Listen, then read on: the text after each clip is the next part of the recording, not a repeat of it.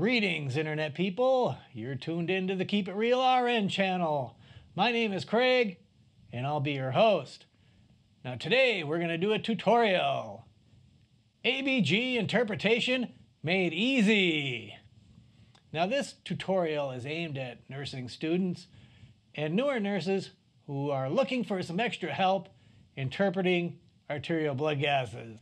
Now I have looked at literally thousands of ABGs in my day, and what we're going to do in this tutorial is define some terms, and then we're going to look at 10 real-world ABGs, and we are going to interpret them together. So let's get going, but first, let's dim the lights. Whoa, it's dark in here. Welcome to ABG interpretation made really easy. Before we start interpreting ABGs, we need to establish some definitions. ABG interpretation utilizes 3 variables. Those variables are pH, CO2, and bicarb. Normal arterial pH is 7.35 to 7.45, with 7.40 being right in the middle. Normal arterial CO2 is 35 to 45, with the middle being 40. Normal arterial bicarb is 22 to 26, with 24 being the exact middle. Now, if you're going to ever be tested on blood gases, I suggest that you commit these values to memory. For the sake of our exercises, I will be giving you the normal values as we go through the exercises. Throughout these exercises, we will be using the following terms: acidosis, alkalosis, and compensation.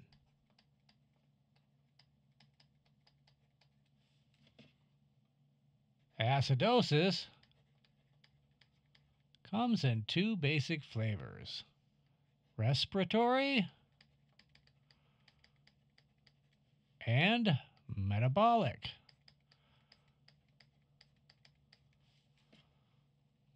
Let's define respiratory acidosis. Respiratory acidosis is a process. It is a process that causes the blood's pH to go down. Respiratory acidosis is defined by the arterial CO2. And arterial CO2 is regulated by the lungs. CO2 is a byproduct of cellular metabolism. CO2 is released into the bloodstream, and the lungs are responsible for regulating it. The lungs get rid of CO2 during the expiratory phase of the respiratory cycle. In respiratory acidosis, we have a buildup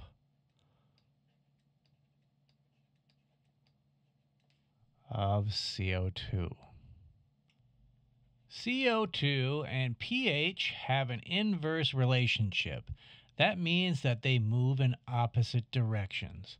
So if CO2 goes up, pH goes down. I'm going to illustrate this with one example.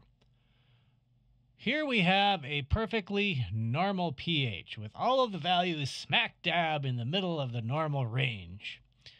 We have a pH of 7.40, a PaCO2 of 40, and a bicarb of 24. Now, when you have a respiratory acidosis, you have an increase in CO2. So let's increase the CO2 to 57. We'll leave the bicarb where it is.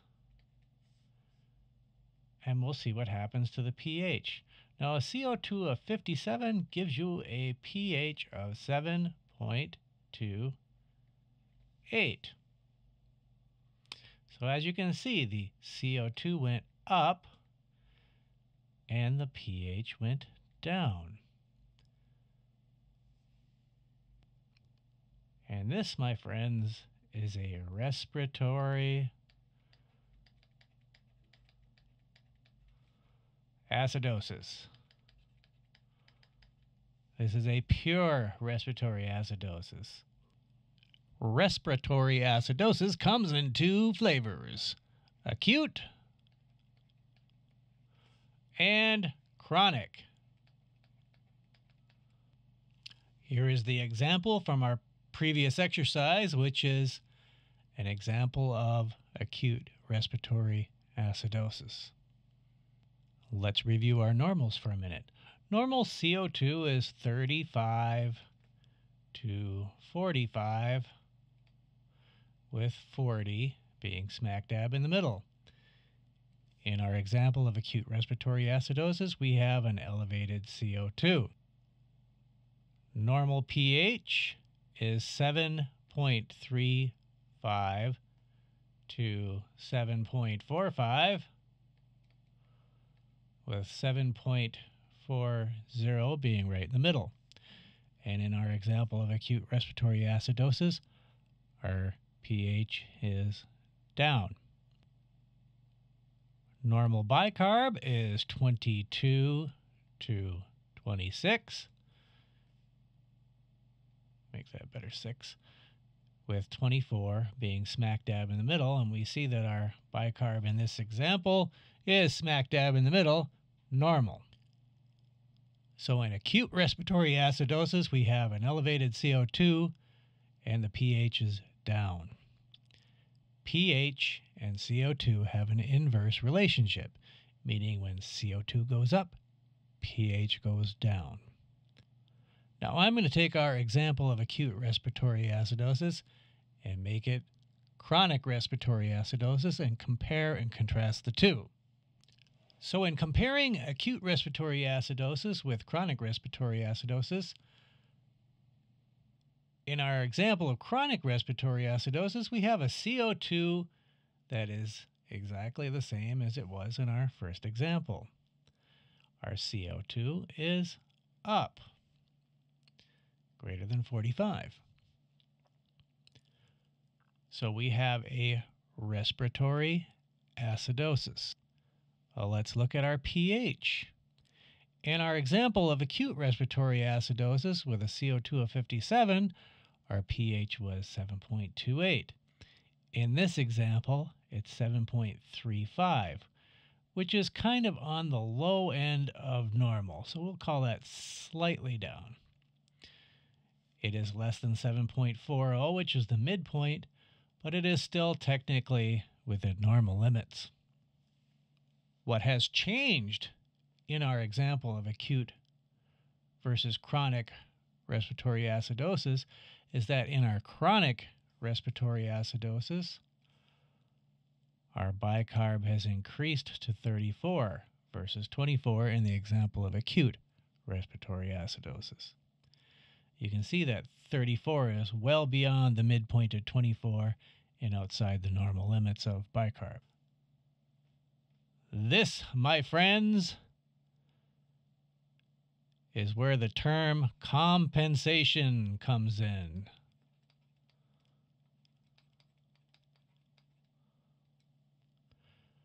The body strives to maintain the blood pH between 7.35 and 7.45, and does so first and foremost by adjusting CO2 through the process of respiration. As we see in this example, our CO2 is elevated, so the first thing the body would try to do would be to try to breathe more and blow off the CO2. If the body were unsuccessful doing that, if CO2 were allowed to be elevated over the course of days, what will happen is the kidneys will manufacture more bicarb in order to compensate for the elevated CO2. So if you remember, CO2 and pH have an inverse relationship, meaning that CO2 goes up, pH goes down. Bicarb has a direct relationship with the pH, meaning that the bicarb and the pH go in the same direction. So when the bicarb goes up, the pH goes up. And when the bicarb goes down, the pH goes down as well. So bicarb and pH have a direct relationship. Now remember, CO2 is regulated by the lungs and changes in the matter of minutes. Bicarb, on the other hand, is regulated by the kidneys and changes over many hours to days. And therefore, if we have an elevated CO2 and a normal pH, that means that this condition has gone on for quite some time to where our kidneys have been able to manufacture or retain bicarb in order to compensate for the elevated CO2. When talking about acute and chronic respiratory acidosis, we not only have the issue of compensation, but we also introduce the terms acidosis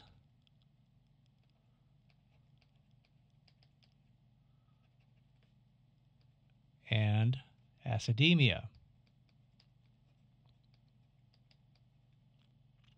Acidosis ends with OSIS and is a process.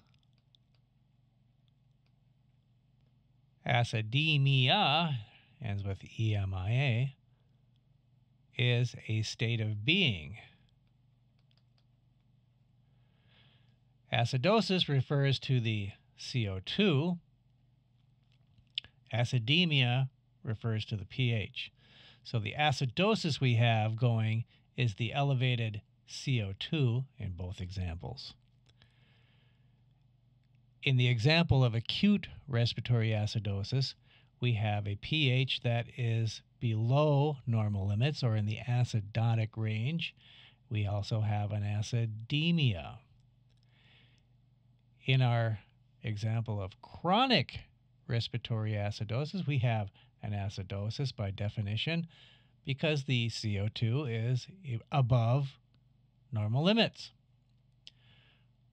But we have a pH that falls within normal limits. It is on the low side of normal, but it is still within normal limits. So here we have an acidosis, but we do not have an acidemia. And that is because the pH is being compensated by the bicarb. If you are still confused, just bear with me because in part 2 we're going to go through some real-life examples of ABGs I have collected, and that should help clear things up for you when we do some exercises on some real ABGs. I'm going to touch on respiratory alkalosis for a minute.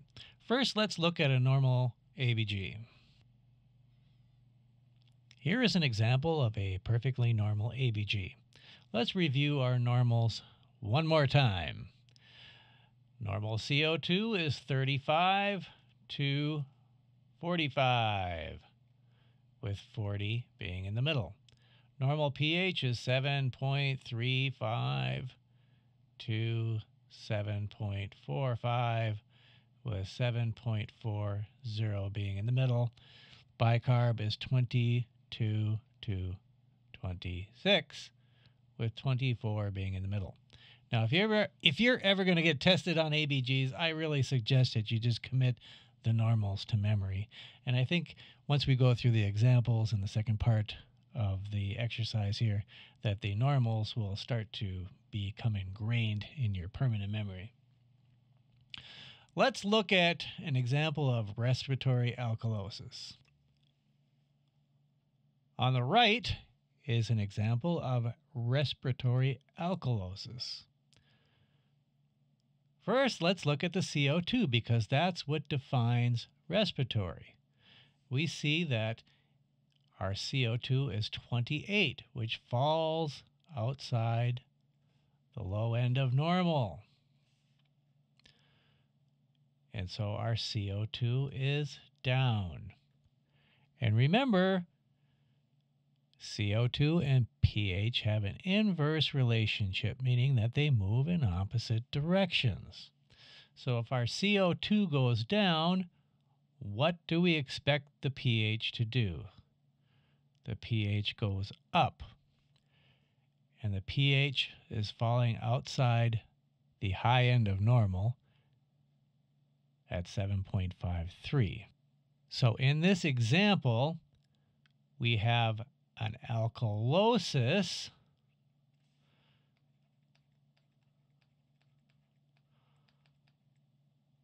a respiratory alkalosis, and we also have a pH that is above 7.45, or in the alkaline range, we have an alkalemia.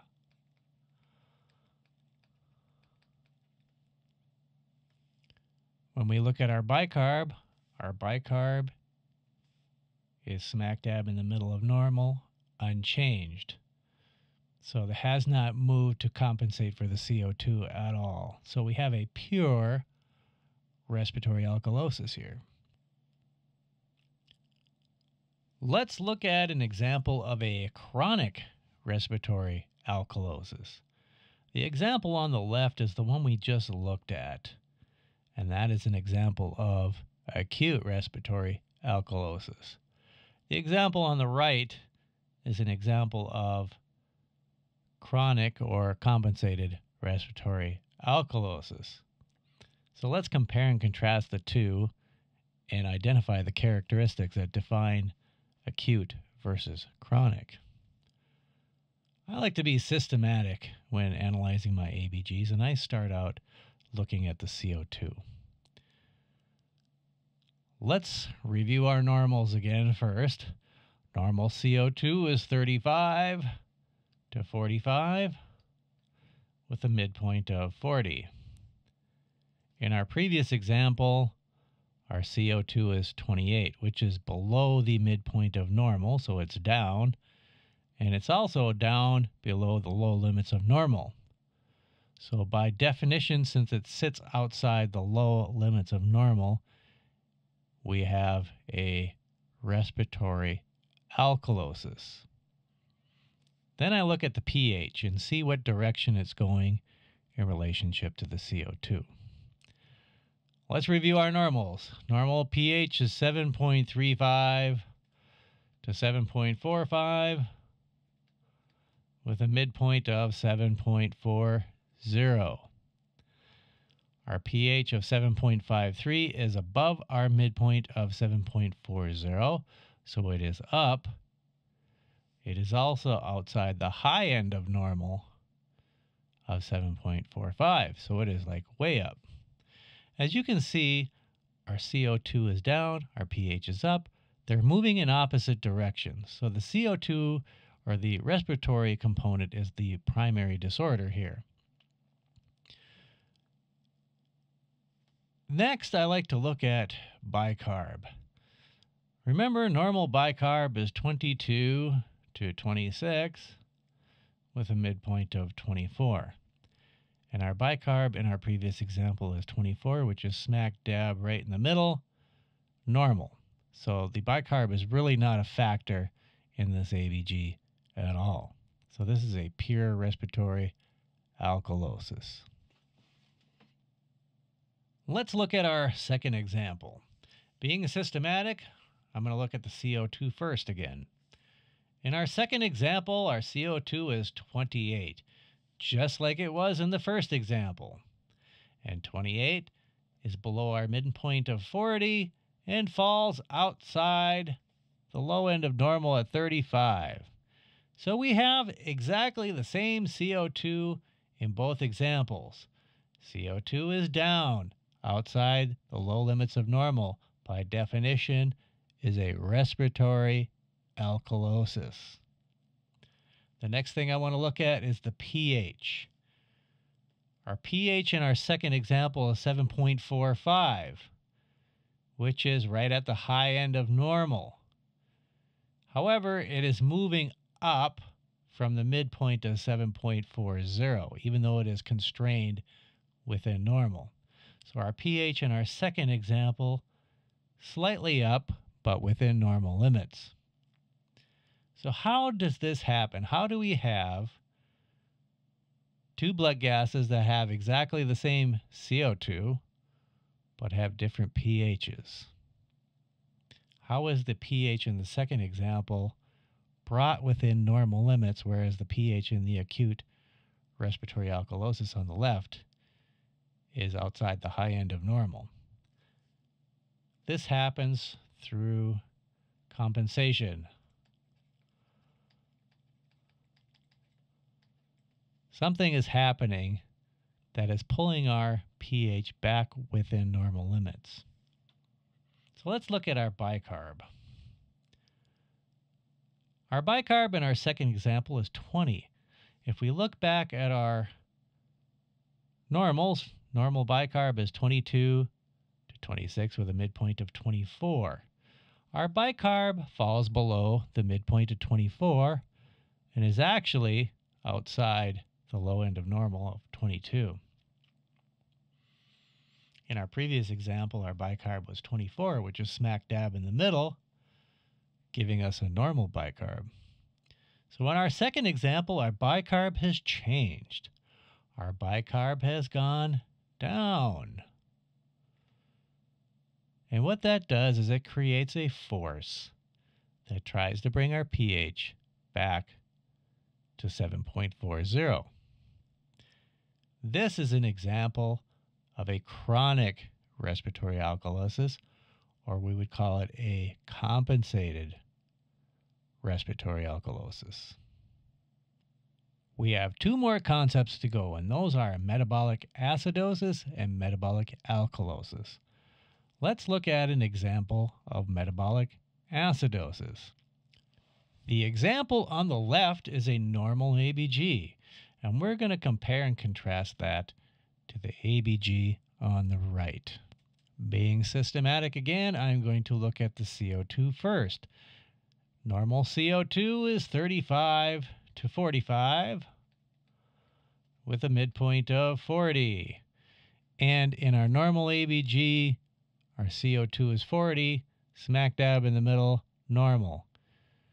In the example on the right, our CO2 is 40, smack dab in the middle. So we have a completely normal CO2. The next thing I look at is the pH. In our first example, our pH is 7.40, and our normal ranges are 7.35 to 7.45 with a midpoint of 7.40. In our first example, our pH is 7.40, smack dab in the middle, completely normal. In the example on the right, our pH is 7.25, which is below the midpoint of 7.40 and actually falls outside the low end of normal for pH. So our pH is down. And since our pH falls outside the low end of normal, which is in the acidotic range, we have, by definition, we have an acidemia going on here. Now, since our CO2 is normal, this is not respiratory at all. Some force is dragging our pH down. Let's look at our bicarb next. Our bicarb in our first example is 24, and our normal ranges are 22 to 26 with a midpoint of 24. So our bicarb is smack dab in the middle on the normal ABG. On the example on the right, our bicarb is 18, which is below the midpoint of 24 and actually falls outside the low end of normal. So our bicarb is down. And so in the example on the right, we have a bicarb that's down and a pH that's down. And bicarb is regulated by the kidneys, and bicarb and pH move in the same direction. So if bicarb goes down, the pH goes down with it. Bicarb goes up, the pH goes up with it. So by definition here, we have a metabolic acidosis. As our CO2 is within normal limits, has no effect on this ABG, our bicarb is down, and our pH is down. All right, so I'm going to erase all of this, and we'll talk about our last concept, which is metabolic alkalosis. The example on the left is a normal ABG, and we're going to compare and contrast that with the example on the right. So let's be systematic as always and look at the CO2. In the example on the left, our CO2 is 40. A normal range for CO2 is 35 to 45 with a midpoint of 40. And our CO2 is 40, lands smack dab in the middle of our normal range. It's a normal CO2. Then we look at the pH. Normal pH is 7.35 to 7.45 with a midpoint of 7.40. Our pH here is 7.40. Falls smack dab in the middle of normal is a normal pH. The next one we're going to look at is our bicarb. Bicarb normals are 22 to 26 with a midpoint of 24. And our bicarb in the example on the left is 24, smack dab in the middle of normal. You don't get any more of a normal ABG than the example on the left. Let's compare and contrast that with the example on the right. Being systematic again, we're going to look at the CO2 first. The CO2 in our example on the right is 40, which was exactly the same as our normal ABG. CO2 of 40 falls smack dab in the middle. We're going to call this normal. No more, no less. Then we're going to look at our pH. The pH in our example on the right is 7.51. That falls above our midpoint of 7.40 and actually falls above the high end of normal.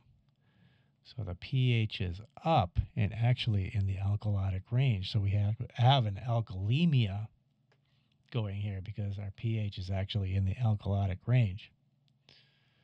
So what caused the pH to go up in the example on the right when we have the same CO2?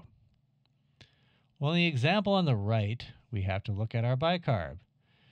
Our bicarb is 28, and that falls above the midpoint of 24, beyond the high end of normal of 26,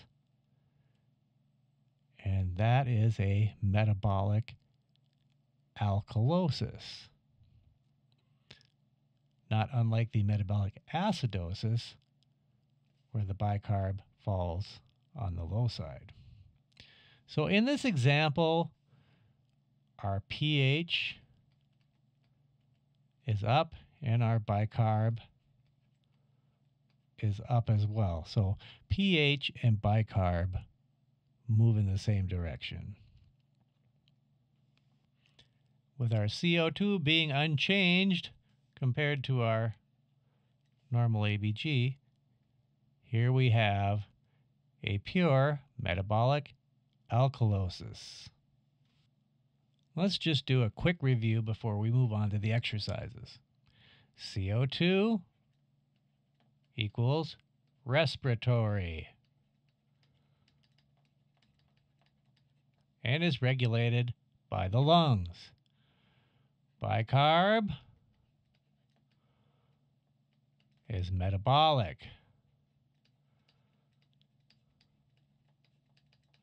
and is regulated by the kidneys. CO2 can change in minutes, whereas bicarb changes over hours to days.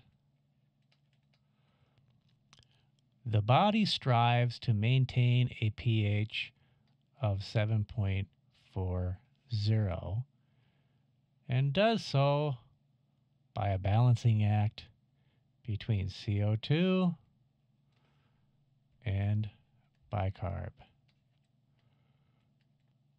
CO2 and pH have an inverse relationship. That means as CO2 goes up, pH goes down.